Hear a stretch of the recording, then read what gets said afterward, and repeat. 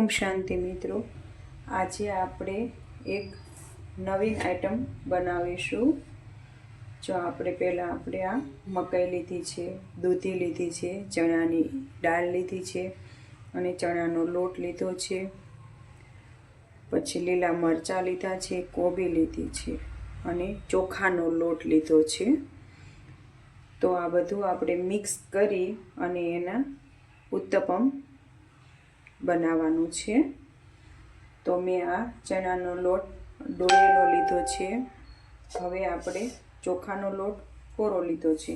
તો પહેલાં આપણે આ મકાઈ છે એને આપણે ક્રશ કરી લેવાની છે।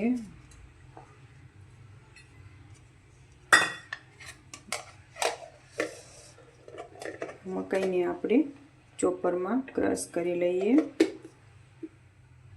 આ મકાઈ મેં મોટી એક મકાઈ લીધી છે। આ હું 3 વ્યક્તિ માટે બનાવું છું।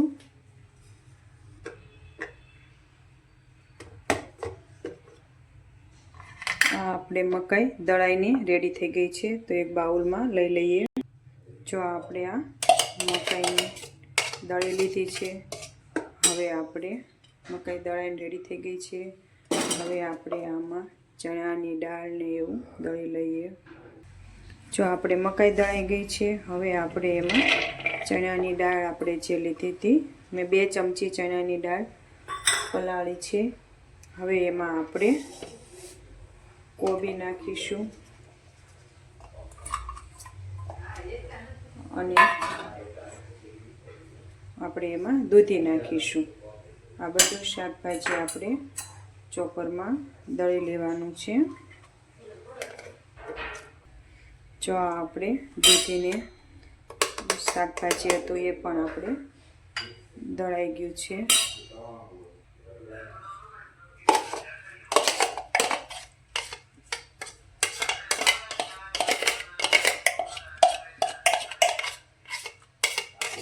આપણે દળાઈ ગયું છે। લીલા મરચાં મેં 4 નંગ લીધા હતા, એને મેં દળી લીધા છે।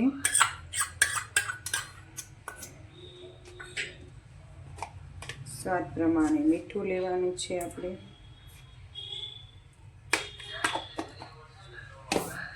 અને આપણે આ ચોખાનો લોટ લીધો છે, 1 વાટકી ચોખાનો કરકરો લોટ લીધો છે મેં। અને આપણે આ ચણાનું બેટર હતું એ લીધું છે મેં। તમારી પાસે આ બેટર ન કરવું હોય તો તમારે ચણાનો લોટ 1 વાટકી તમે લઈ શકો છો। હવે આપણે આમાં છાશ થોડીક નાખીશું। મારી પાસે મેં બેટર કરીને રાખ્યું હતું। 3 ચમચી જેવી મેં છાશ લીધી છે। તમારે ચણાનો લોટ નાખવાનો છે। બેટર હોય તો તમે આ રીતે બેટર પણ નાખી શકો છો।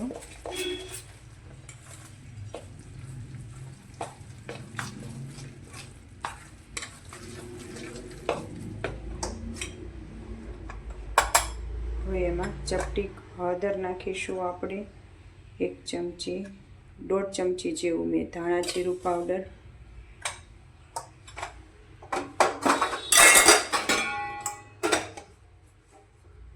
આ રીતે। હવે આપણે એમાં થોડું પાણી લઈને મિક્સ કરીશું।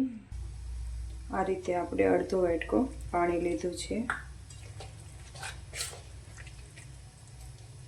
જ્યાં સુધી આપણો ઉત્તપમ આમ પોળું ન થાય ત્યાં સુધી તમને જેવું બેટર ફાવે એવું તમે લઈ શકો છો બેટર।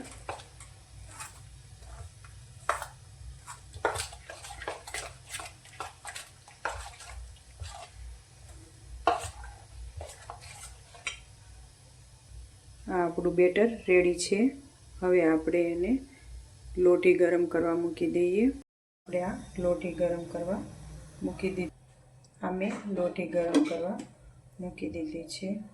હવે આપણે આ બેટર આમાં પોળું કરવાનું છે। આપણે આ રીતે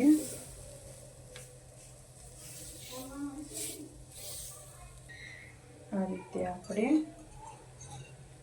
ઉત્તપમ પાથરી વાળું છે. હવે એમાં આપણે તેલ નાખીશું.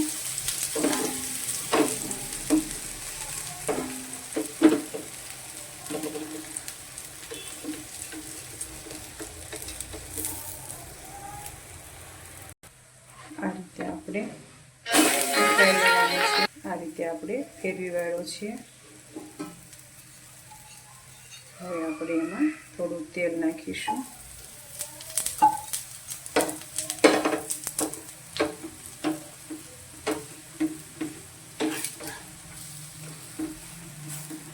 જો તમારે મકાઈ કે કોબી એવું શાકભાજી બાળકો ન ખાતા હોય તો તમે આ રીતે ઉત્તપમ બનાવીને ખવડાવી શકો છો. આ ખાવામાં બહુ સરસ અને ક્રિસ્પી લાગે છે. અને આપણે હજી કડક થવા દેવાનો છે. જો આપણે ઉત્તપમ તૈયાર થઈ ગયું છે. હવે આપણે આવી જ રીતે બીજા બધા ઉત્તપમ કરી લેવાના છે.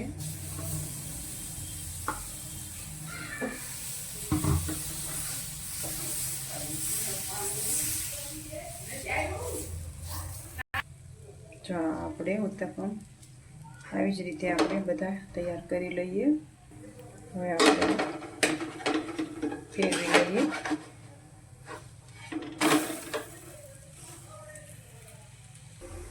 આ આપણે ઉત્તપમ તૈયાર થઈ ગયું છે. હવે મેં આનું નામ ઉત્તપમ આપ્યું છે. તમારે જે આપવું એ આપી શકો છો. તો આ આપણે તૈયાર થઈ ગયું છે.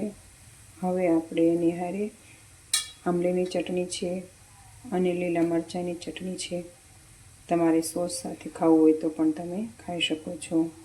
દહીં સાથે પણ ખાઈ શકો છો. ઓમ શાંતિ મિત્રો. ચાલો આપણે આ ભગવાનને ધરી દઈએ. ઓમ શાંતિ મિત્રો.